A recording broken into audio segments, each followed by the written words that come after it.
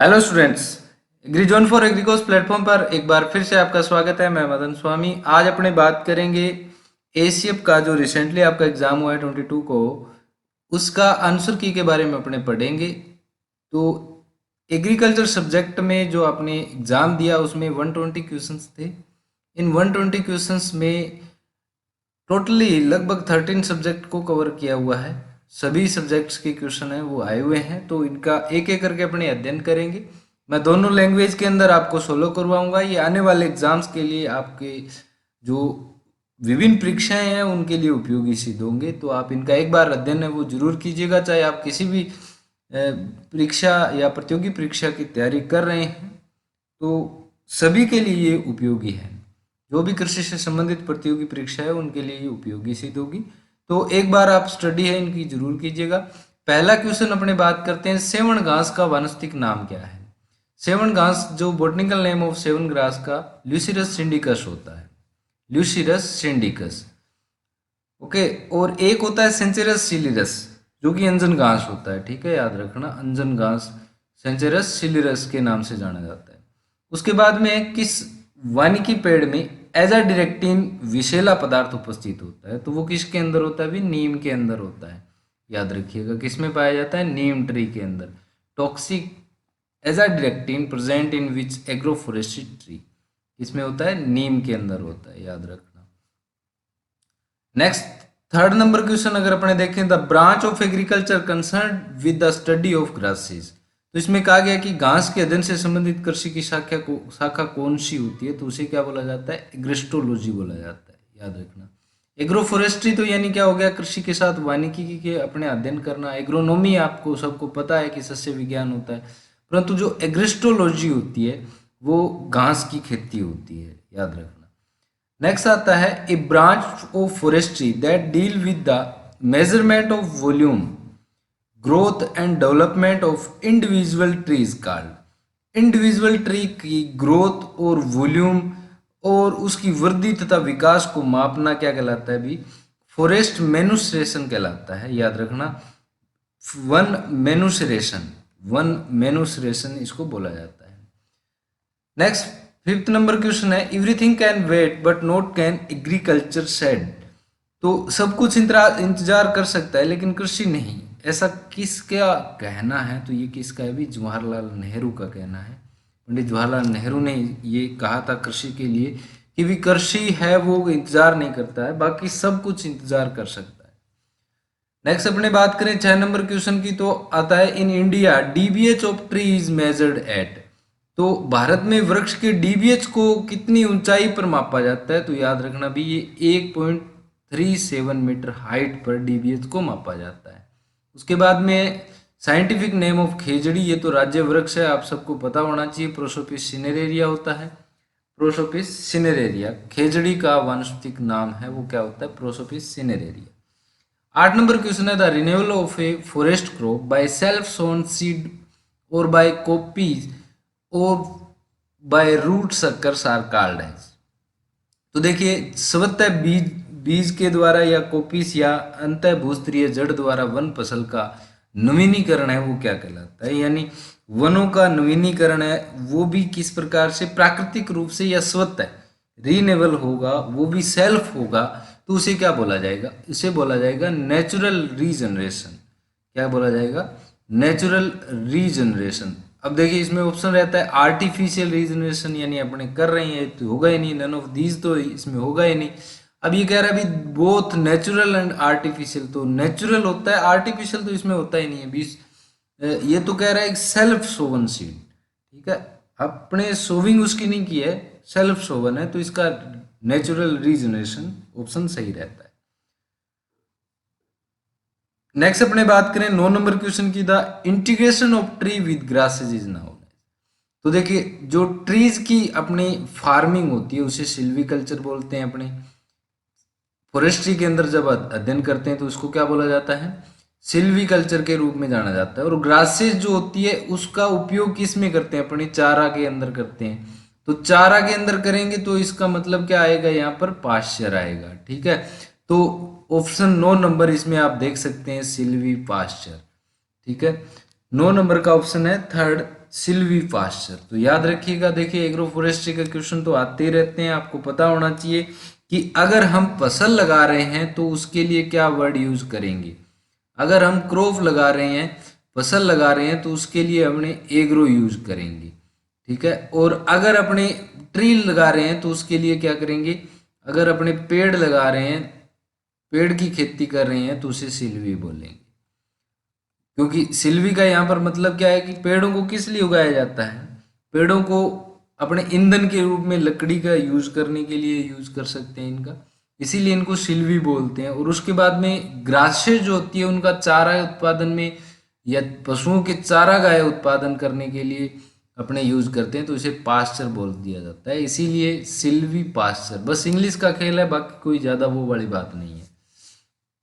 Next अपने बात करें 10 नंबर क्वेश्चन, तो देखिए इसमें हाइपोथेसिस दी गई है और ये हाइपोथेसिस को आपको देखने की जरूरत नहीं है, बस आपको क्या करना है, आपको यहाँ पर देखना है कि एक पॉपुलेशन हमें दी गई है और उसका स्टैंडर्ड डेविएशन हमें बताया गया है।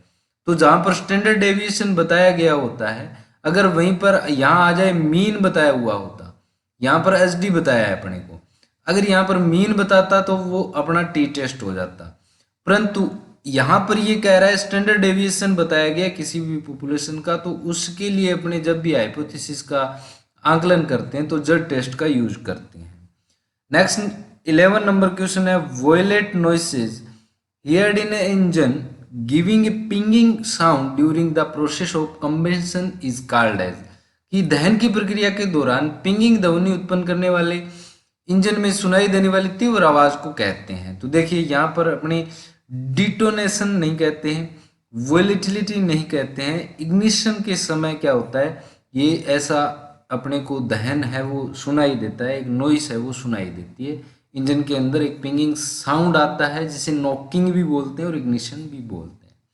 नेक्स्ट आता है 12 number, coefficient of variation is calculated by, coefficient of variation किससे कैलकुलेटेड, किससे अपनी इसकी गणना की जाती है। तो हमेशा ही कोफिशिएंट ऑफ वेरिएशन या तो एसडी का वर्ग कर देते हैं, अपने एसडी का क्या कर देते हैं, अंडर रूट कर देते हैं, तो अपने कोफिशिएंट ऑफ वेरिएशन निकाल सकते हैं। यहां पर आपका जो ऑप्शन रहेगा वो थर्ड नंबर रहेगा, स्टैंडर्ड डेविएशन बटा अर्थमेटिक मीन इनटू 100, याद रखना थर्ड नंबर ऑप्शन रहेगा। इसके बाद में 13 नंबर की बात करें तो 13 नंबर क्वेश्चन है इंजीनियर चैन से संबंधित, किससे संबंधित, इंजीनियर चैन से संबंधित, जो कि each link distance in an engineer chain is. ये देखिए क्वेश्चंस को बहुत ज्यादा घुमाया है इसने, इंजीनियर चैन की बात की और इंजीनियर चैन में इसमें कहा है कि ये जैसे देखिए चैन्स जो होती है वो किसी भी भूमि मापन के लिए यूज करते हैं अपने, तो चैन में ये कह रहा है कि एक लिंक होता है, देखिए कड़ियां होती है, इस प्रकार से चैन होती है वो बहुत टाइप की होती है। अब ये पूछ रहा है कि भी एक लिंक का, इस लिंक से जो ये लिंक है और ये लिंक है, इनके बीच की दूरी क्या होगी, यानी अपने को सीधी सी ये बात पूछ रहा है कि कड़ी की लंबाई कितनी होगी। तो कड़ी की लंबाई है वो कितनी होती है, 1 फीट होती है। तो चैन का प्रकार का अगर अपने देखें तो चैन के बहुत सारे प्रकार होते हैं बेटा। देखिए जिस प्रकार से अपने पहले तो इंजीनियर चैन की बात कर लेते हैं, जो इंजीनियर चैन होती है वो 100 फीट लंबी होती है, लंबाई कितनी होती है, 100 फीट लंबी होती है।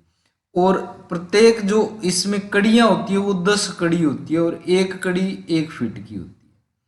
उसके बाद में अगर अपने देखें तो एक चेन का नाम आपने सुना होगा, गुंटूर चेन, गुंटूर चेन, ये भी भूमि मापन के अंदर ही काम में आती है। और जो गुंटूर चेन होती है इसकी जो लंबाई होती है वो कितनी होती है, 66 फीट होती है। कितनी होती है, 66 फीट इसकी लंबाई होती है, 66 फीट इसकी लंबाई होती है, भी याद रखना। और उसके बाद में एक चैन और होती है जिसे रेवेन्यू चैन के नाम से भी जानते हैं। गुंटूर चैन में भी कड़ियों की जो संख्या होती है वो 100 होती है। एक होती है रेवेन्यू चैन, तो जो रेवेन्यू चैन होती है इसकी लंबाई थोड़ी सी कम होती है, कितनी होती है, 33 फीट तक इसकी लंबाई होती है, 33 फीट इसकी लंबाई होती है। और इसमें जो लिंक होते हैं वो 16 होते हैं। इंजीनियर चैन में कितने होते हैं 100, और गुंटूर चैन में कितने होते हैं 66। लंबाई कितनी इंजीनियर चैन की 100 फीट, गुंटूर चैन की 66 फीट। दोनों में लिंक कितने लगभग 10, और गुंटूर चैन में कितने लिंक होते हैं भी 100 लिंक होते हैं, ठीक है।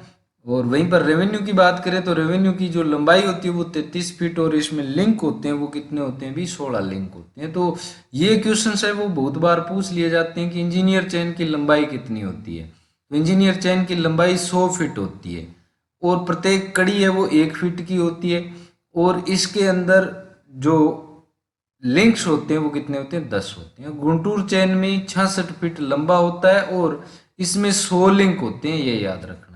उसके बाद में रेवेन्यू चैन है वो 33 फीट लंबी होती है और 16 उसमें लिंक होते हैं। यहाँ पर बात इंजीनियर चैन की है, तो इंजीनियर चैन जो होती है उसकी जो लंबाई होती है प्रत्येक लिंक के बीच की दूरी पूछी है आपसे तो 1 फीट होती है। नेक्स्ट 14 नंबर क्वेश्चन है कि वायरल डिजीज इन पोल्ट्री। तो मुर्गियों में वायरस के द्वारा होने वाला रोग पूछा है, तो आप सबको पता है रानीखेत होता है। उसके बाद में देखिए ये assistant agriculture officer agriculture officer में अभी रिसेंटली जो एग्जाम हुआ था उसके अंदर पूछा गया था, रिमूवल ऑफ अनडिजायरेबल और अनप्रोडक्टिव एनिमल फ्रॉम हर्ड। किसी भी पशुओं के झुंड से जो अवांछनीय और अनुत्पादक अपने पशु होते हैं, अनुत्पादक जानवर होते हैं, उनको अलग करना क्या कहलाता है, कुलिंग कहलाता है, ठीक है। याद रखना कलिंग भी बोलते हैं इसको और वीडिंग भी बोलते हैं, याद रखना भाई वीडिंग भी बोलते हैं। नेक्स्ट आता है if the regression coefficient of y on x is -1.6। यहाँ पर रिग्रेशन कोफिशिएंट दिया है और वो भी माइनस में दिया है। उसके बाद में y x पर दिया है ये, और रिग्रेशन कोफिशिएंट है x और y x पर 0.4 दिया है। देन कोरिलेशन कोफिशिएंट, तो बहुत ही इजी सवाल है भाई ये। इसके अंदर आपसे क्या ज्ञात करना है, आपको CV ज्ञात करना है। अब CV अपने ज्ञात करेंगे, अपने को रिग्रेशन कोफिशिएंट दिया हुआ है तो आप अंडर रूट कर देंगे दोनों x और y x का। यहाँ पर माइनस अपने कितना -1.6 इंटू 0.4, तो जब इसको मल्टीप्लाई करेंगे अपने 1.6 और 0.4 को तो ये आएगा 0.64। इसका अपने अंडर रूट कर दिया। अभी देखिए जब भी अपने अंडर रूट निकालेंगे, इसका स्क्वायर रूट निकालेंगे तो ये आ जाएगा भी 0.8। इसका ऑप्शन क्या रहेगा 0.8 रहेगा। उसके बाद में आता है 17 number question, how many years interval livestock census is conducted in India. Bharat में पशु गणना है वो प्रत्येक 5 साल के बाद में की जाती है। उसके बाद में द फ्रिजवाल, ये थोड़ा सा मिस प्रिंट है, Frieswal cattle breed developed by making a cross between, तो ये साहिवाल और होलिस्टियन फ्रीजियन से ही करवाई जाती है, याद रखना। नेक्स्ट आता है हे क्या है अभी, जो 19 नंबर क्वेश्चन है उसमें है वो conserved green fodder with 85 dry matter इसमें थोड़ा सा ज़्यादा होता है हे के अंदर। Next the microbial organism used an indicator for selecting pasteurization time temperature combination. तो देखिए जो HT है, देखिए जब भी अपने दूध का पास्चराइजेशन क्यों करते हैं, अगर आपसे पूछे कि क्यों करते हैं, तो दूध के अंदर देखिए पशुओं से मानव के अंदर बहुत सारी बीमारियां फैल जाती है, जैसे टीबी के जीवाणु है, ट्यूबरकुलोसिस है वो, और बहुत सारे रोग हैं, एंथ्रेक्स के जीवाणु हैं वो आ जाते हैं। तो इसी इन रोगों को कंट्रोल करने के लिए यहाँ पर कुछ एक जीवाणु, कुछ एक माइक्रोबायल जो एजेंट है उनका यूज किया जाता है कि भी इतने तापमान पर ये मर जाता है तो ये मर जाएगा, मतलब सब के सब मर जाएंगे। तो इसके लिए यूज किया जाता है भी कोक्सिएला ब्रेंटी, एक इंडिकेटर अपने माइक्रोबायल के रूप में यूज किया जाता है, कोक्सिएला बर्नेटी जिसको बोलते हैं, याद रखना। उसके बाद में आता है a female goat is known as, female goat को वैसे तो डॉय बोला जाता है और नैनी के रूप में भी जाना जाता है, ठीक है। बिल्ली तो आपको सबको पता है बिल्ली क्या होती है, और कैपोन होता है वो बंध्याकर्त जो मुर्गा होता है उसको कैपोन बोलते हैं, पुलेट जो पठोरी होती है उनको बोलते हैं। ठीक है, मुर्गियों का अंदर ही ये बोला जाता है। 22 नंबर की बात करें तो which one of is the sheep breed of Rajasthan. Rajasthan में भेड़ की नस्ल कौन सी है, तो वो कौन सी है भी आप सबको पता है, चोकला। उसके बाद में है थार पार्कर ब्रीड, स्पेशलाइज्ड पूछा है यहाँ पर। थार पार्कर जो ब्रीड है उसके अंदर फैट परसेंटेज कितनी होती है दूध की, तो 4.5% होती है। नेक्स्ट देखिए 5 hectare centimetre of irrigation water equal to how much litre. तो यहाँ पर पूछा गया है कि पानी है वो 5 हेक्टेयर सेंटीमीटर में, 5 हेक्टेयर सेंटीमीटर में पानी कितना पाया जाता है। तो देखिए आपको पता होना चाहिए भी 1 हेक्टेयर के अंदर कितना होता है, तो 1 हेक्टेयर में लगभग 1 लाख सेंटीमीटर होता है। कितना, 1 लाख सेंटीमीटर या 10 की पावर 5। तो 5 हेक्टेयर में कितना होगा भी, 5 लाख, 5 लाख याद रखना। तो यहाँ पर ऑप्शन राइट क्या बन जाता है, 5 लाख। नेक्स्ट है tea and rubber are the in India, plantation crop है टी और रबर। उसके बाद में broadbed furrow method is ideally suited for black soil for which crop among the following.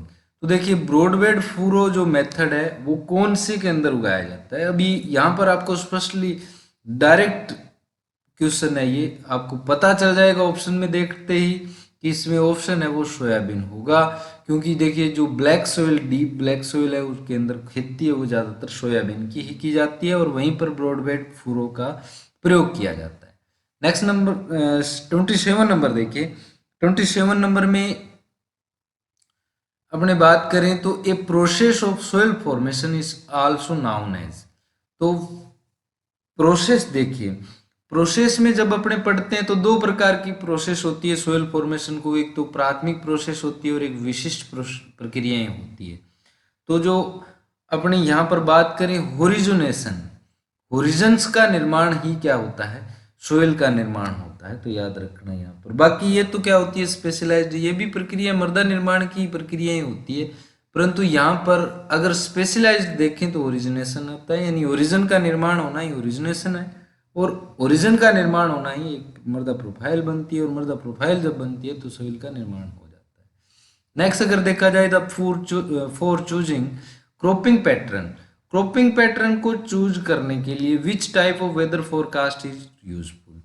अब इसमें डायरेक्ट क्वेश्चन आया हुआ है, अभी ये बुक नेवरा सुंडा के अंदर डायरेक्ट पर्सन लिखा हुआ है ये, तो इसके लिए यहाँ पर कौन सा आपका रहेगा, लॉन्ग रेंज का वेदर फोरकास्ट होता है वो उपयुक्त रहता है जब भी अपने क्रॉपिंग पैटर्न को चूज करते हैं।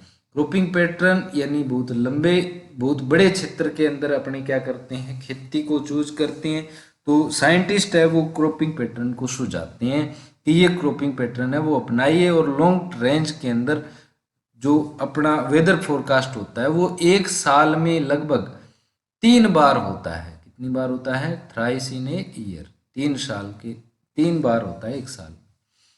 नेक्स्ट आता है how much urea kilogram will be required for 10 hectare urea at the rate of 150 kg nitrogen.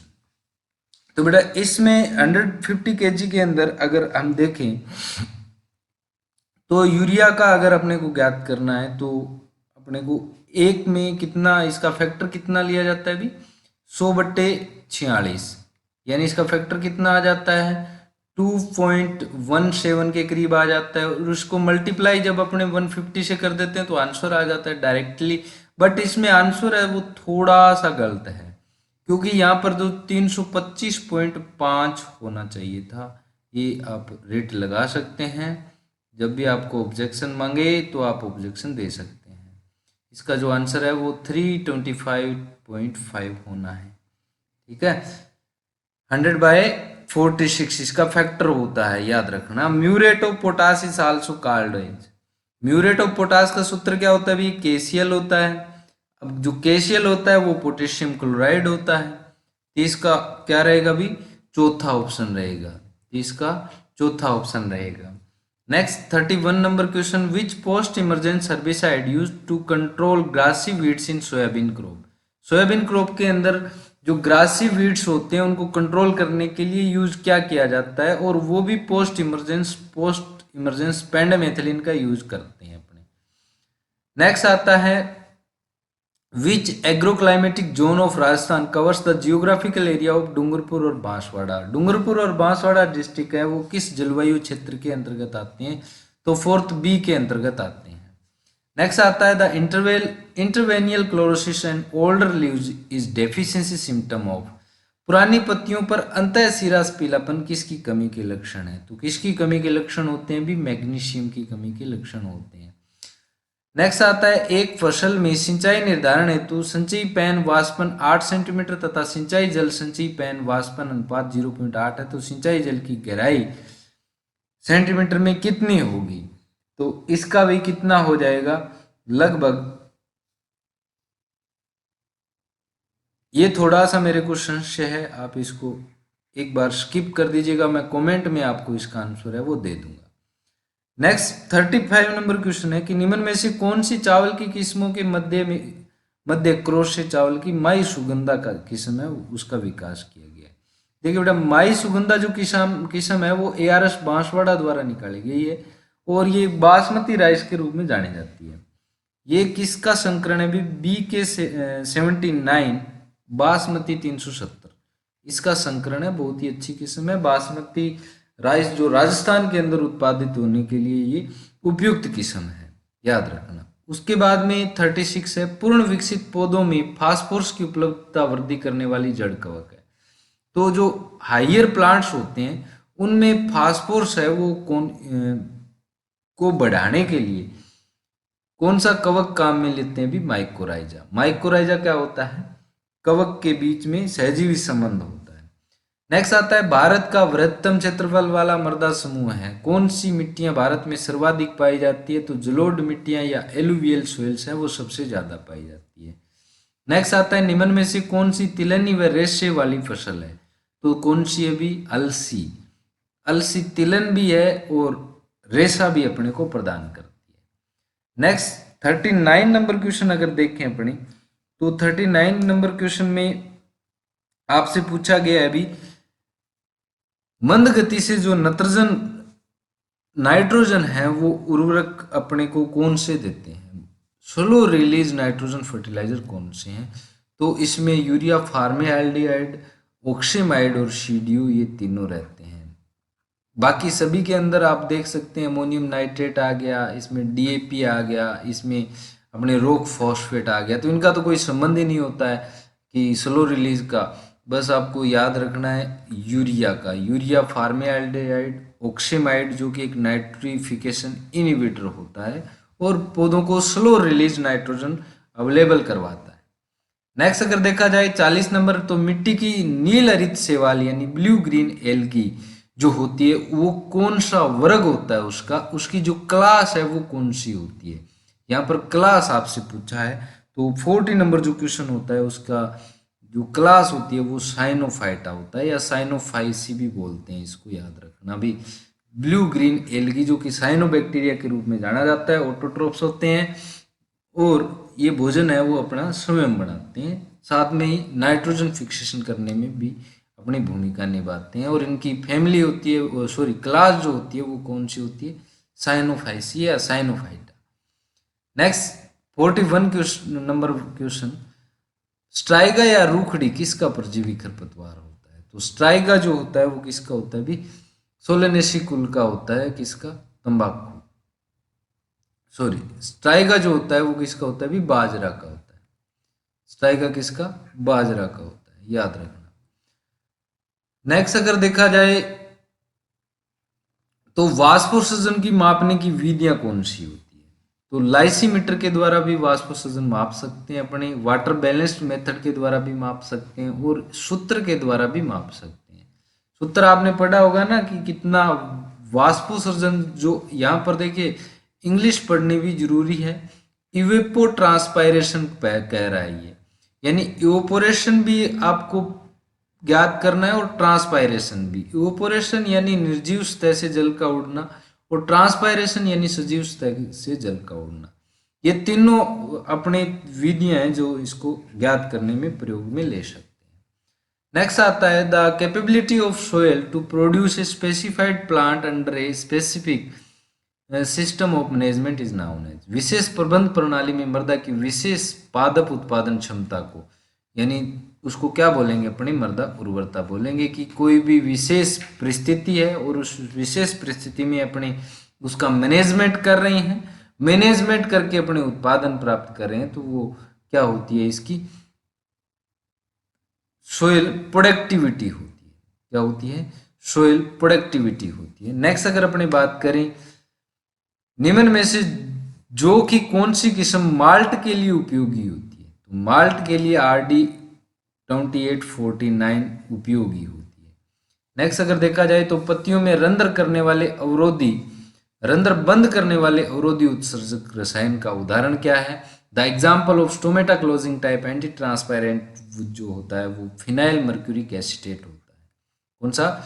Phenyl mercuric acetate. इसको PM में भी बोला जाता है, PM में भी इसको बोलते हैं। नेक्स्ट अगर देखा जाए तो 46 नंबर देखिए, मक्का को 60 × 25 सेंटीमीटर की दूरी पर बोने पर 2000 वर्ग मीटर क्षेत्रफल में कितने पौधे होंगे?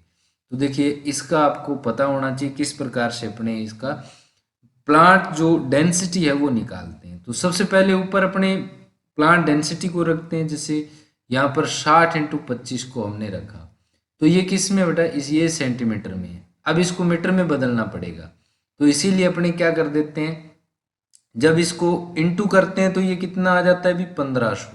ये किस में? सेंटीमीटर में। अब इसको मीटर में बदलेंगे तो ये क्या हो जाएगा, ये 1500 बाय 100 × 100 हो जाएगा,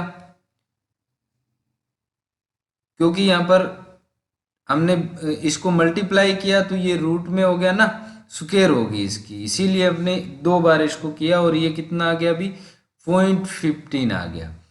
ठीक है, ये मीटर में हो गया। अभी अपने बात करें तो देखिए टोटल एरिया बाय पौधों की संख्या, जो अपने प्लांट डेंसिटी थी उसको और इनटू कर देते हैं अपने 100 से। इसका पॉइंट हटा दिया तो 100 से इसको जब अपने मल्टीप्लाई करेंगे तो ये काट दिया हमने 3 400, और इसको जब अपने सॉल्व करेंगे तो ये जो आपका आंसर आ जाएगा वो 3rd नंबर आंसर 1333 आपका रहेगा। तो इस प्रकार से आप किसी भी प्रकार के क्वेश्चन को सॉल्व कर सकते हैं। पहले आपको जो भी वैल्यू दी गई है उसको चेंजेबल करना है और उसके बाद में आप इसका आंसर है वो सॉल्व कर सकते हैं। नेक्स्ट अपने देखें तो 47 नंबर, एक विधि जो पौधों के आकार, दिशा और विकास को नियंत्रित करती है उसे जाना जाता है। तो पौधे को छोटी उम्र में आकार देना, उसके वृद्धि और विकास को दिशा देना, तो उसको नियंत्रित करना क्या कहलाता है? ट्रेनिंग कहलाता है। नेक्स्ट 48 नंबर क्वेश्चन, राजस्थान के किस जिले को जैविक खेती के लिए प्रथम जिला घोषित किया गया है? तो जैविक खेती के लिए डूंगरपुर को प्रथम जिला है वो घोषित किया गया है। नेक्स्ट 49 नंबर क्वेश्चन है, तो इसमें कहा गया है कि कले के कणों का व्यास है वो कितना होता है? तो ये कितना होता है भी 0.002 से कम होता है। नेक्स्ट आता है पोषक तत्वों की आवश्यकता का मानदंड यानी criteria of essentiality of nutrients किसने दिया था? आर्नोल्ड ने 1954 में दिया था। उसके बाद में MDI यानी मॉइस्चर डेफिशिएंट इंडेक्स किस सूत्र के द्वारा ज्ञात किया जाता है? तो मॉइस्चर डेफिशिएंसी इंडेक्स है वो अपने P-PE यानी अपने यहाँ पर बात करेंगे पोटेंशियल इवेपोरेशन बट्टा पोटेंशियल इवेपोरेशन इनटू 100, यानी इस सूत्र के द्वारा अपने MDI को ज्ञात कर सकते हैं। 52 नंबर क्वेश्चन की बात करें तो मिट्टी के उपयोग में के बिना वायु या धुंध वातावरण में पौधे को उगाने की क्रिया क्या कहलाती है? The process of growing plant in air and mist environment, यानी पौधे को अपने क्या करते हैं, वायु के अंदर लटका के रखते हैं और वहां पर किसी भी प्रकार का जो मृदा है उसको नहीं दी जाती है। इस प्रक्रिया को क्या कहते हैं? तो एरोपोनिक्स कहा जाता है। गाजर में एक सामान्य देख विकार कौन सा है? देखिए सारा ही हो सकते हैं, परंतु यहाँ पर फोर्किंग होती है वो क्या होती है? सामान्य देख विकार है। और ये किसके कारण होता है? जब भी मिट्टी के अंदर सॉलिड पैन होता है। किसके कारण? मिट्टी के अंदर जो सॉलिड पैन होता है या हार्ड पेन होता है, उसके कारण जब मृदा में कठोर सतह हो जाती है तो गाजर होती है वो बहुत सारी आकृति बना लेती है। आपने फोटो वगैरह देखी होगी, फोटो तो आपने देखी होगी गाजर की, मूली की बहुत सारी फोटोएं आपके संग्रह में रखते हैं आप, बहुत सारी आकृतियां उनका अध्ययन करते हैं। नेक्स्ट 54 नंबर क्वेश्चन है, वाष्पशील आइसोथायोसाइनेट्स तीखापन पैदा करता है। भाई अभी इसको हिंदी में पढ़ेंगे तो आपके क्वेश्चन समझ में नहीं आएगा। आइसोथायोसाइनेट कौन से जो अपने नीचे दिए गए ऑप्शन में पंजेंसी उत्पन्न करता है, तो ये किस में उत्पन्न करता है भी, रेडिस यानी मूली के अंदर। नेक्स्ट अगर देखा जाए तो 55 नंबर क्वेश्चन है, ग्रेविया सवेन्यूकेलिस किस फल का वैज्ञानिक नाम है, तो फालसा का होता है। ठीक है। पूसा डेलिशियस पपीता की किस्म है। नेक्स्ट 57 नंबर, किस फल को गरीब आदमी का सेव कहा जाता है, गरीब आदमी का सेव अमरूद को कहा जाता है। बहुत इजी क्वेश्चन है, जेट का क्वेश्चन आ गया ये तो। फल फटने की बड़ी समस्या किसके अंदर पाई जाती है भी, अनार में पाई जाती है। नेक्स्ट 59 नंबर क्वेश्चन देखें तो, अर्का हरित किसकी किस्म होती है, अर्का हरित जो किस्म है वो करेला की मानी जाती है। 60 नंबर, रॉयल गोल्ड किस्म है वो गुलाब की मानी जाती है। रॉयल गोल्ड एक किस्म अपने आलू बुखारा यानी पीच की भी मानी जाती है। ठीक है, याद रखना, सॉरी आड़ू की। 61 नंबर, कौन सा हार्मोन बागवानी फसलों की ठंड कठोरता में महत्वपूर्ण भूमिका निभाता है, तो सूखा सहनशील और ठंड के अंदर कठोरता उत्पन्न करवाता है, वो कौन करवाता है, ABA। 62 नंबर पर परागण वाली किस्में कौन कौन सी है, तो देखिए यहाँ पर जिसमें गेहूं आ गई वो ऑप्शन नहीं होगा, क्योंकि गेहूं आपको पता है स्वयं परागित होती है। उसके बाद में मटर आ गई, वो ऑप्शन नहीं होगा। तो बची कौन सी, कुकुरबिटेसी, जो कि हाईली क्रॉस पोलिनेटेड होती है।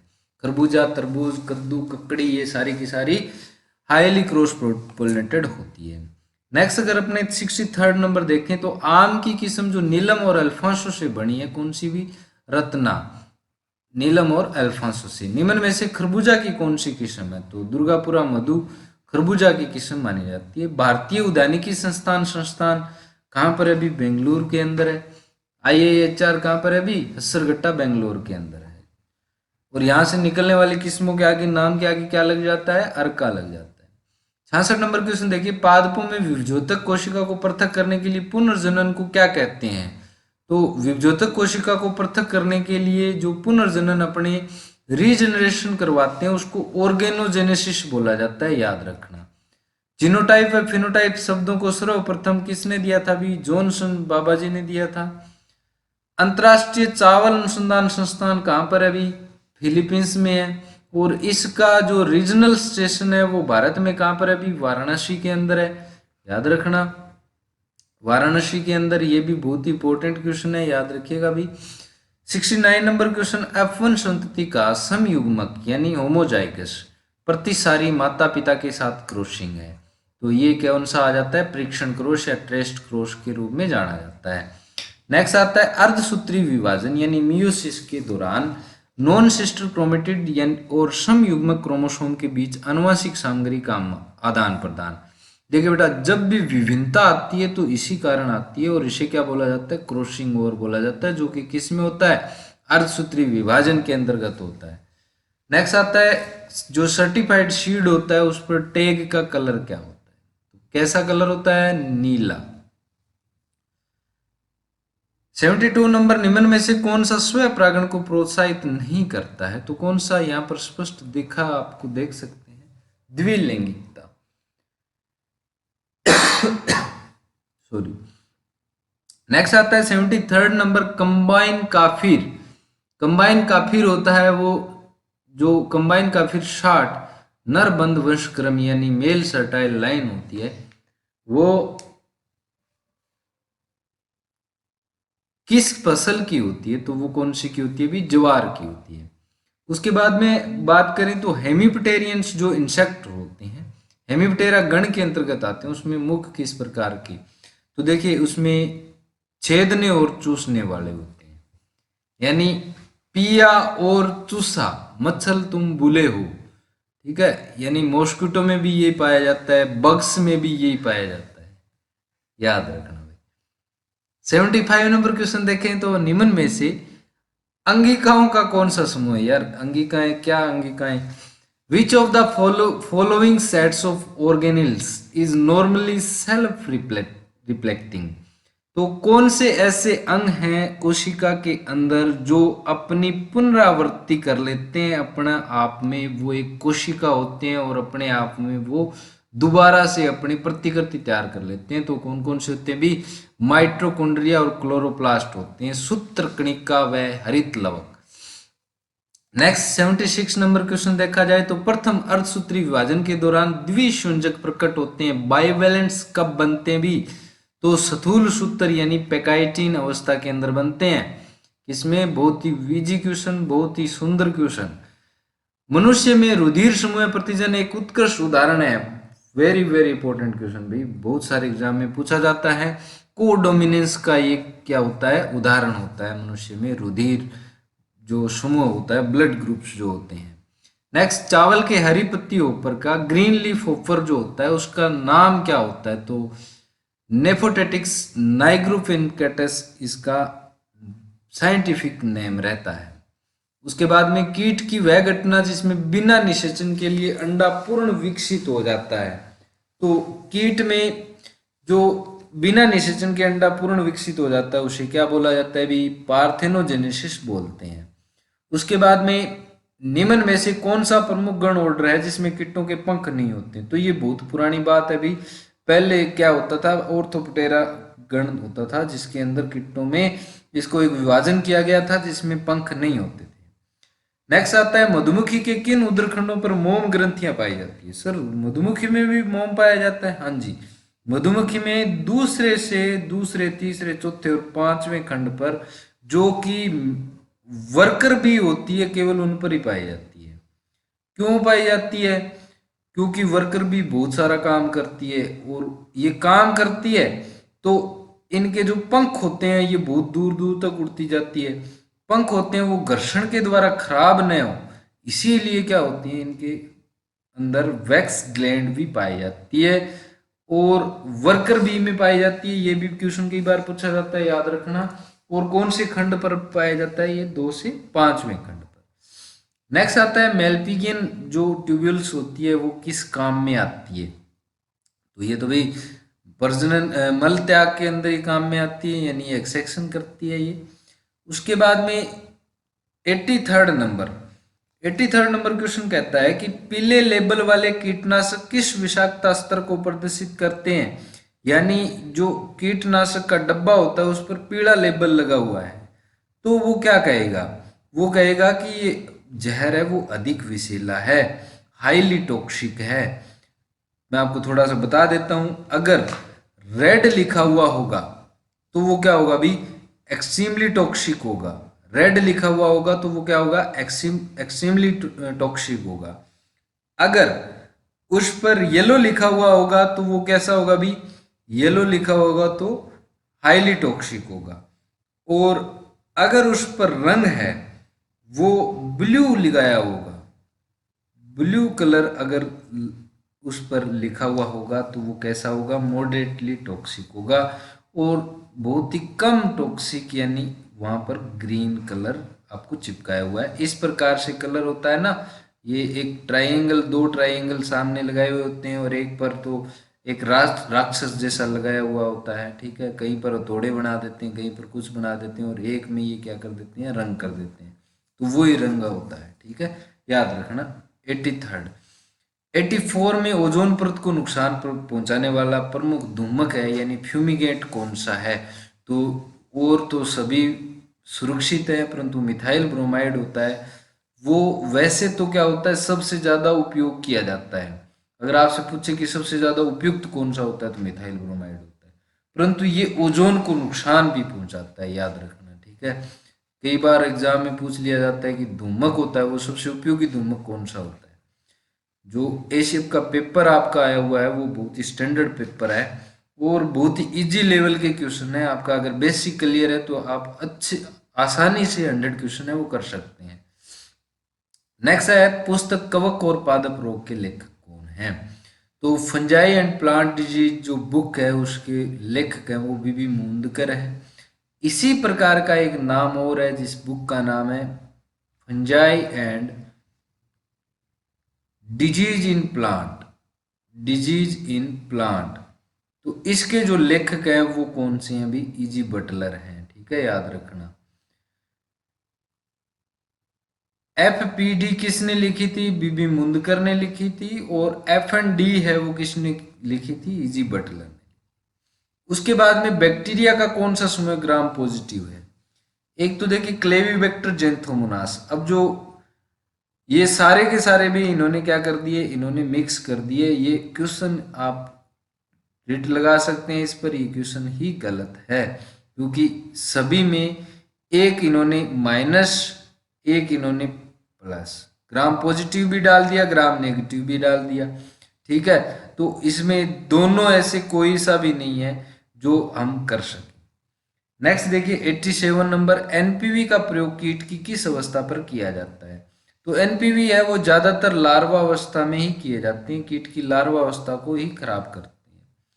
नेक्स्ट है कपास में द्विबीज का कारण क्या होता है। कपास में जो पिंक बोलवर्म है वो लग जाने पर अपना डबल सीड कंडीशन है वो उत्पन्न हो जाती है।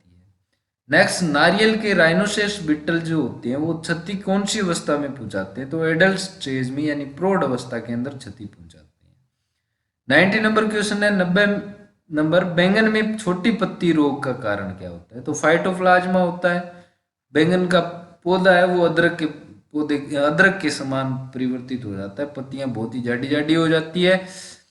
नेक्स्ट देखिए 91 नंबर, तो केले के काला सिगाटो का रोग कारक कौन सा होता है, तो काला सिगाटो का जो रोग होता है उसका माइकोस्फेरिला फिजियनिसिस रोग कारक होता है। Next 92 number question, soybean cyst रोग का सूत्रकृमि कौन सा होता है, तो देखिए सोयाबीन का बोटनिकल नेम क्या होता है, ग्लाइसिन मैक्स हेटेरोडेरा ग्लाइसिन, इसका सिस्ट रोग का सूत्रकृमि होता है। नेक्स्ट, पौधों की सतह पर रसायन या कीटनाशी की धारण क्षमता है। देखिए पौधों पर कीटनाशी या रसायन है वो कितनी देर तक चिपके रहते हैं, यानी पादप विषाक्तता उसको बोलते हैं, फाइटोटॉक्सिसिटी उसको बोला जाता है। नेक्स्ट है आईएआरआई नई दिल्ली में निमेटोलॉजी की संभाग की स्थापना कब हुई थी, बहुत ही अंदर वाला क्वेश्चन है ये, 1968 के अंदर हुई थी। नेक्स्ट देखा जाए तो टमाटर मोजेक का रोग कारक है, तो देखिए मोजेक जितने भी रोग होते हैं वो सारे के सारे किससे होते हैं, वायरल डिजीज होते हैं। नेक्स्ट अगर देखा जाए सूत्रकृमि जिफिनेमा सूत्रकृमि का गण कौन सा होता है, तो ये होता है भी टाइलेंचिडा, टाइलेंचिडा ऑर्डर का ये निमेटोड होता है। उसके बाद में देखिए सिस्टेमेटिक फंजीसाइड्स का नाम बताएं, या सर्वांगी कवकनाशी का फंजीसाइड का नाम बताएं जो ऊमाइस्टीज वर्ग के कवकों में फाइटोलैक्सिन के बनने व प्रतिवादिक प्रतिक्रिया उत्तेजित करता हो। फाइटोलैक्सिन्स अगेंस्ट ऊमाइस्टीज, तो ये कौन सा होता है भी, फोजिटाइल एल, फोजिटाइल एल जो अपना होता है वो फाइटोलैक्सिन एजेंट्स के रूप में ऊमाइस्टीज के अंदर ये प्रतिवादिक प्रक्रिया है उत्तेजित करता है। नेक्स्ट अगर देखा जाए तो the first slow rusting resistance gene, यानी रस्ट से गेहूं के अंदर रेजिस्टेंस लाने के लिए कौन सा जीन है वो डाला गया था, तो LR34 का प्रयोग किया गया था, याद रखना। ऐसी बीमारियां जो कभी अकेली या अनियमित पनप जाती है उन्हें कहते हैं चिटपुट अथवा विरल रोग, या उसे स्पोरिडिक डिजीज के रूप में भी जाना जाता है। नेक्स्ट अगर देखा जाए तो 100 नंबर क्वेश्चन, देखिए ये तमिलनाडु गवर्नमेंट ने इसको क्या किया हुआ है, जो स्टेट गवर्नमेंट है उसने इसको किया हुआ है वर्गीकृत। तो यहाँ पर कहा गया है कि वह कृषक जिसके पास 2.5 एकड़ शुष्क भूमि या 1.25 एकड़ सिंचित भूमि से कम होती है क्या कहलाता है, तो भाई वो सीमांत कृषक कहलाता है। क्या कहलाता है, मार्जिनल फार्मर कहलाता है।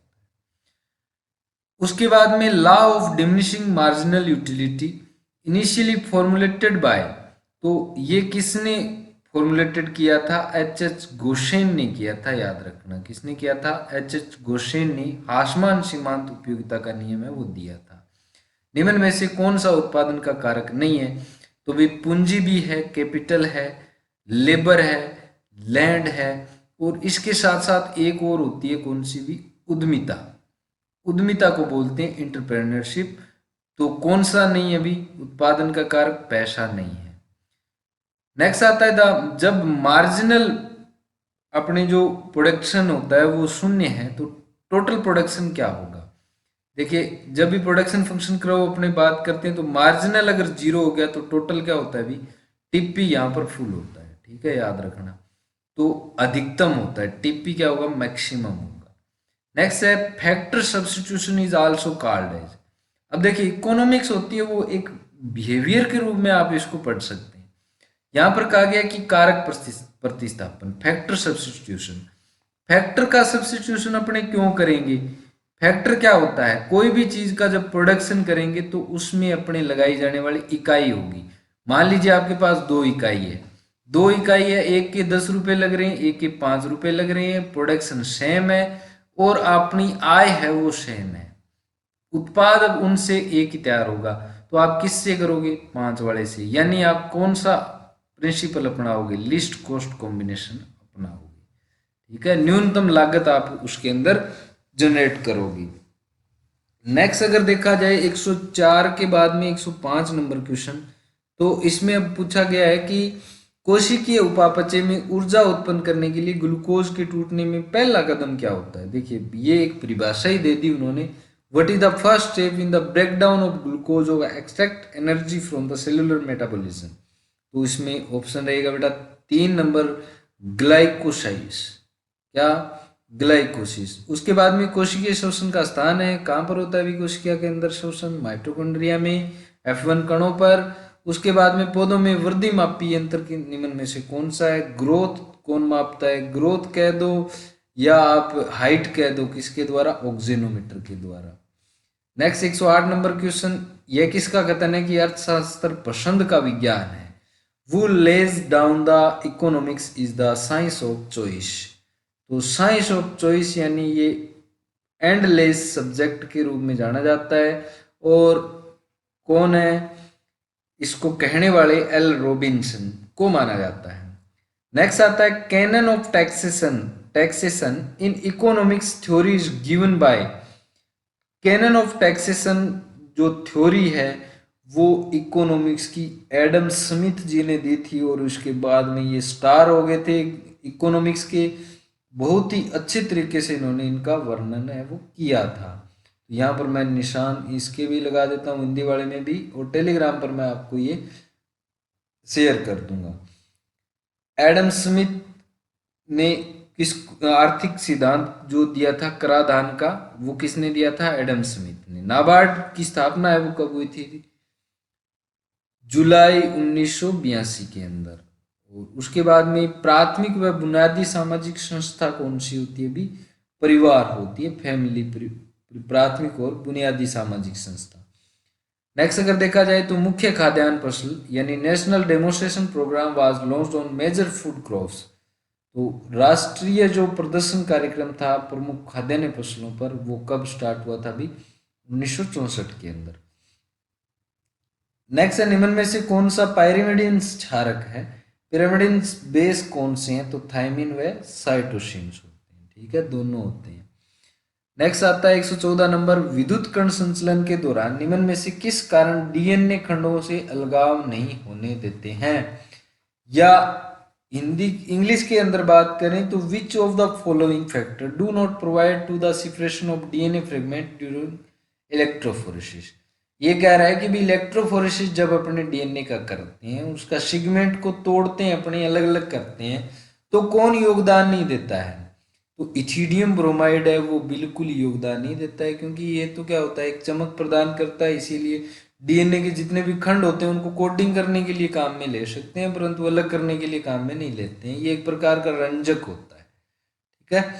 नेक्स्ट अगर देखा जाए तो आरएपीडी की विसंगति का जो आरएपीडी जो होता है वो एक मार्कर होता है, ठीक है, और ये जो मार्कर होता है इसकी वशांगति किसके आधार पर होती है, तो ये डोमिनेंट के आधार पर इसकी वशांगति होती है। जो प्रभावी जनक होता है उसी के साथ, या प्रभावी जो अपना फैक्टर होता है या जीन होता है उसी के साथ ये जाता है। आरएपीडी याद रखना एक प्रकार का मार्कर होता है, जेनेटिक्स के अंदर इसका यूज किया जाता है। नेक्स्ट है सामान्य जन में रुचि जागृत करने के लिए स्पेसिमेन या नमूने, मॉडल, पोस्टर, चार्ट, सूचना आदि को व्यवस्थित ढंग से दिखाने का तरीका है वो क्या होता है, प्रदर्शनी होता है। ठीक है, प्रदर्शनी होता है सामान्य जन के अंदर रुचि पैदा करने के लिए। इसमें अपने स्पेसिमेन यानी नमूने भी डालते हैं, मॉडल भी डालते हैं, पोस्टर भी दिखाते हैं, चार्ट्स का भी प्रयोग करते हैं। नेक्स्ट है पेड़ों की पंक्तियों के बीच वार्षिक फसलें उगाना क्या कहलाता है, तो ये क्या कहलाता है भी, एले क्रॉपिंग यानी गली फसलें, यानी गलियारों में खेती करना। अब दो पेड़ की पंक्ति है, इनके बीच में ये गलियारा बन गया, यहाँ पर अपने फसल लगा देंगे तो ये क्या होती है, गली फसल या एले क्रॉपिंग। नेक्स्ट है भारत में सामुदायिक विकास कार्यक्रम की शुरुआत है वो कब हुई थी, तो ये 2 अक्टूबर 1952 को हुई थी। गांधी जी के जन्म के समय इसकी शुरुआत की गई थी। नेक्स्ट 119 नंबर क्वेश्चन, प्रथम कृषि विज्ञान के अंदर केवीके है वो कहाँ पर स्थापित हुआ था, तो पांडिचेरी के अंदर। नेक्स्ट कौन सी शिक्षण विधि जो किसानों की समय परिस्थिति में नई अनुमानित सलाह है जो कि लाभदायक और उपयोगी होती है, इसको बोला जाता है भी मेथड डेमोन्स्ट्रेशन, परिणाम प्रदर्शन। तो याद रखना ये एशियप का आपका आंसर की है। किसी भी प्रकार का अगर कोई क्वेश्चन में आपको कंफ्यूजन है तो कमेंट करके जरूर बताइएगा, इससे हमें अवगत करवाइएगा और चैनल को सब्सक्राइब जरूर कर लीजिएगा, साथ में ही बेल आइकन का जो निशान है उसको प्रेस कर दीजिएगा। चैनल को सब्सक्राइब करके शेयर करना मत भूलिएगा। Thank you, thanks for watching, have a nice day.